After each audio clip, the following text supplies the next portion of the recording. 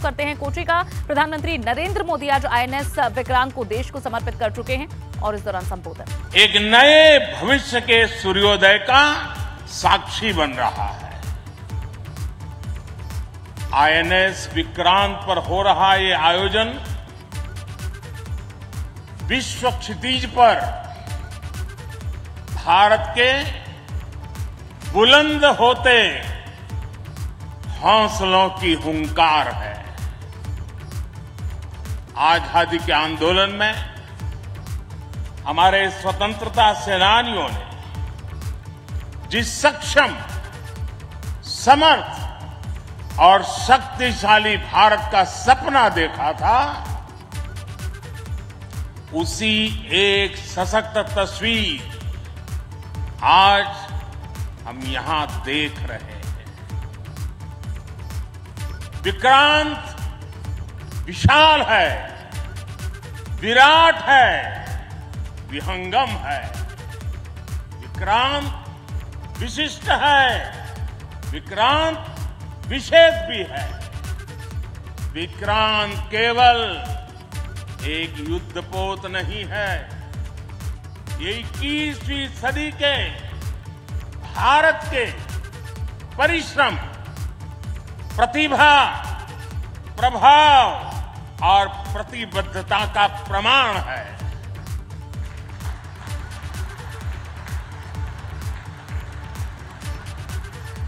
यदि लक्ष्य दुरंत है, यात्राएं दिगंत है, समंदर और चुनौतियां अनंत है, तो भारत का उत्तर है विक्रांत।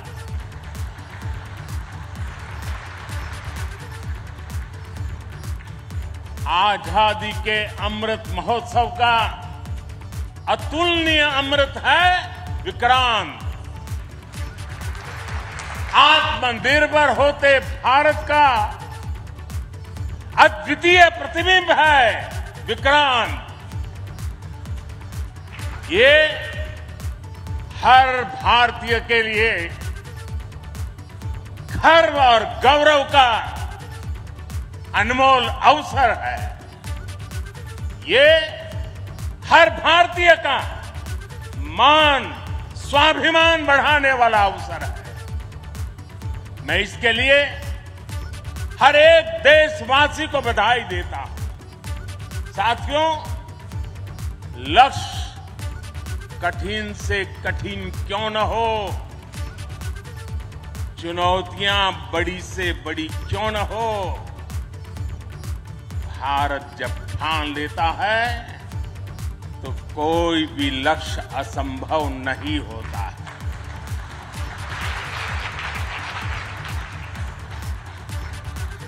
आज भारत विश्व के उन देशों में शामिल हो गया है जो स्वदेशी तकनीक से इतने विशाल एयरक्राफ्ट कैरियर का निर्माण करता है। आज INS विक्रांत ने देश को एक नए विश्वास से भर दिया है। देश में एक नया भरोसा पैदा कर दिया है। आज विक्रांत को देखकर समंदर की ये लहरें आह्वान कर रही है, अमर्त्य वीर पुत्र हो, अमर्त्य वीर पुत्र हो, दृढ़ प्रतिज्ञ सोच लो, प्रशस्त पुण्य पंथ है, प्रशस्त पुण्य पंथ है। बढ़े चलो, बढ़े चलो, बढ़े चलो।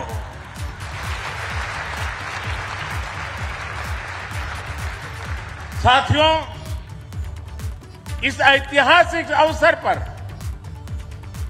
मैं भारतीय नौसेना का कोचिन शिपयार्ड के सभी इंजीनियर्स, वैज्ञानिकों और मेरे श्रमिक भाई बहनों का अभिनंदन करता हूं, जिन्होंने इस सपने को साकार किया है। केरला की पुण्य भूमि पर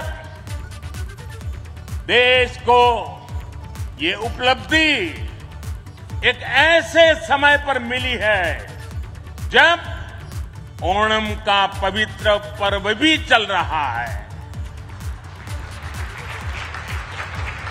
मैं सभी देशवासियों को इस अवसर पर ओणम की हार्दिक शुभकामनाएं भी देता हूं। साथियों,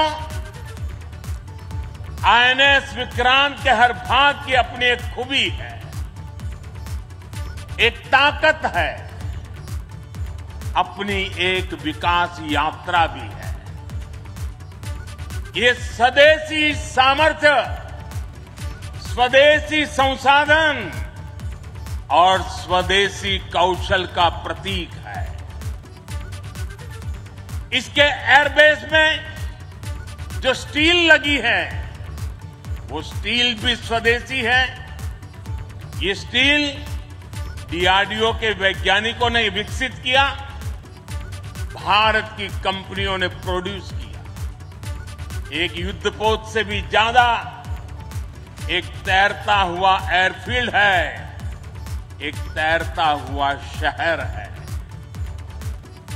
इसमें जितनी बिजली पैदा होती है उससे 5000 घरों को रोशन किया जा सकता है। इसका फ्लाइट डेक भी 2 फुटबॉल ग्राउंड के बराबर है। विक्रांत में जितने केबल्स और वायर्स इस्तेमाल हुए हैं वो कोची से शुरू हो तो काशी तक पहुंच सकते हैं।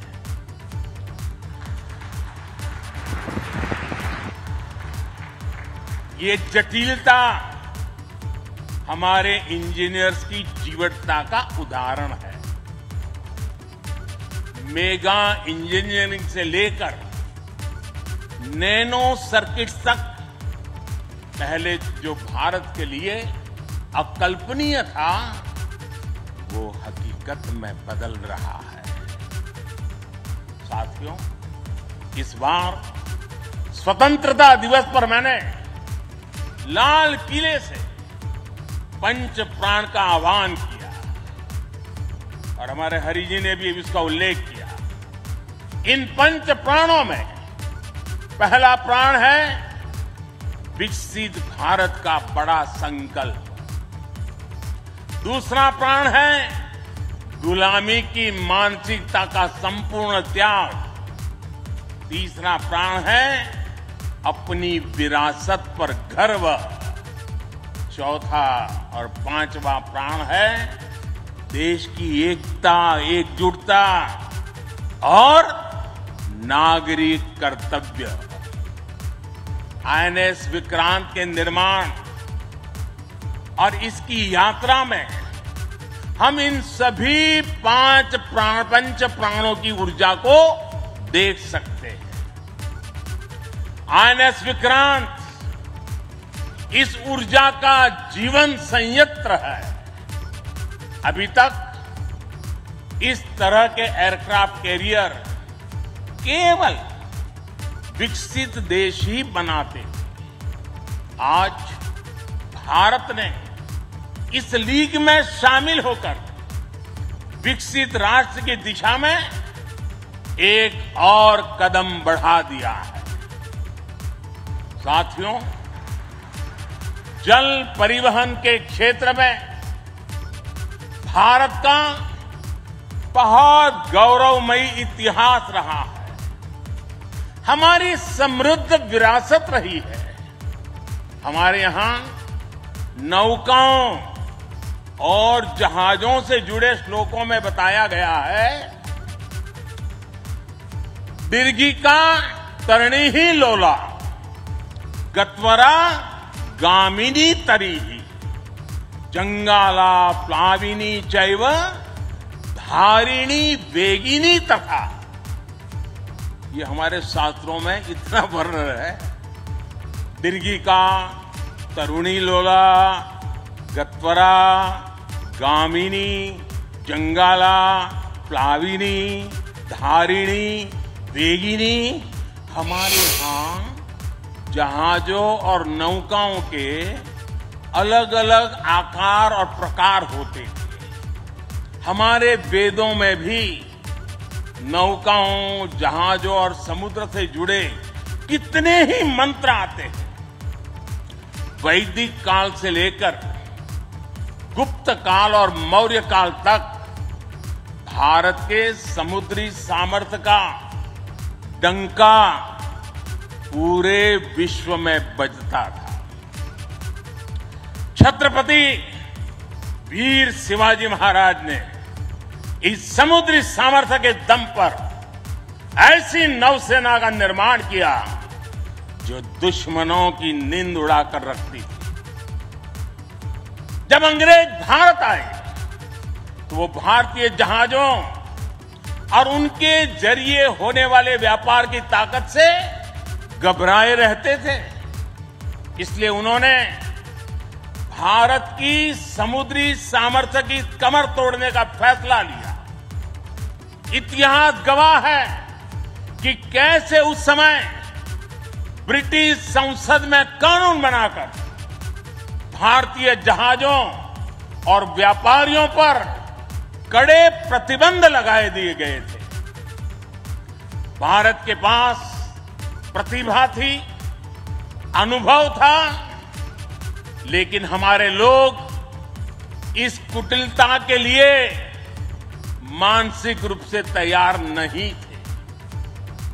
हम कमजोर पड़े और उसके बाद गुलामी के कालखंड में अपनी ताकत को धीरे धीरे भुला बैठे। अब आजादी के अमृत काल में भारत अपनी उस खोई हुई शक्ति को वापस ला रहा है। उस ऊर्जा को फिर से जगा रहा है।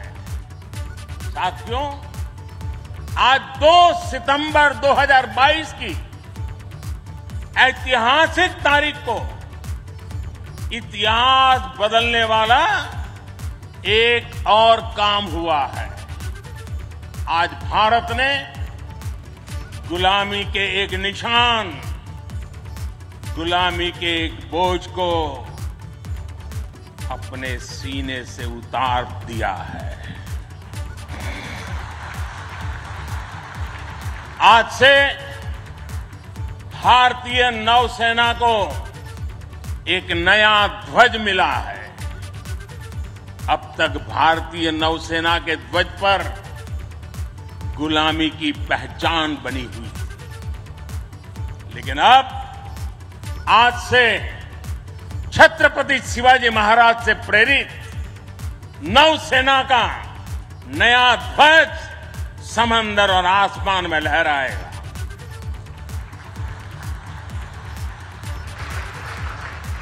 कभी रामधारी सिंह दिनकर जी ने अपनी कविता में लिखा था, नवीन सूर्य की नई प्रभा, नवीन सूर्य की नवीन प्रभा,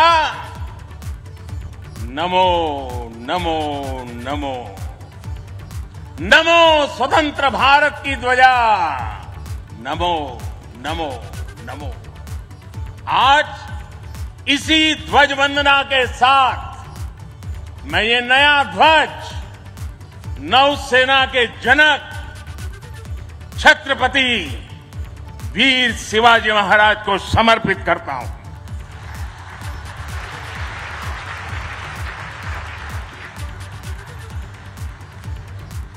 मुझे विश्वास है भारतीयता की भावना से ओतप्रोत ये नया ध्वज भारतीय नौसेना के आत्मबल और आत्मसम्मान को नई ऊर्जा देगा। साथियों, हमारी सेनाओं में किस तरह बदलाव आ रहा है, उसका एक और अहम पक्ष मैं सभी देशवासियों के सामने रखना चाहता हूं। विक्रांत जब हमारे समुद्री क्षेत्र की सुरक्षा के लिए उतरेगा तो उस पर नौसेना की अनेक महिला सैनिक भी तैनात रहेगी।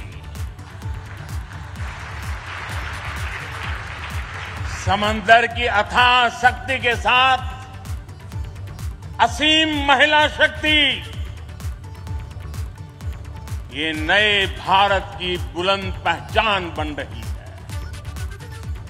मुझे बताया गया है कि अभी नेवी में करीब 600 महिला ऑफिसर्स हैं, लेकिन अब इंडियन नेवी ने अपनी सभी शाखाओं को महिलाओं के लिए खोलने का फैसला किया है। जो पाबंदियां थी वो अब हट रही है।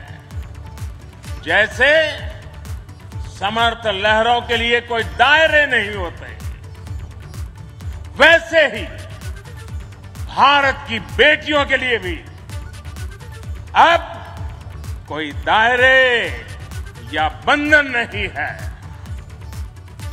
तो भारतीय नौसेना और पूरे देश के लिए गर्व का ये पल है, जहां देश में निर्मित इस आईएनएस विक्रांत को देश को समर्पित किया जा रहा है और किस तरह से देश का जो पूरा गौरवशाली इतिहास रहा है उसे आगे बढ़ाते हुए यहां सेनाओं को सशक्त किया जा रहा है। इस बारे में प्रधानमंत्री नरेंद्र मोदी संबोधित कर रहे हैं।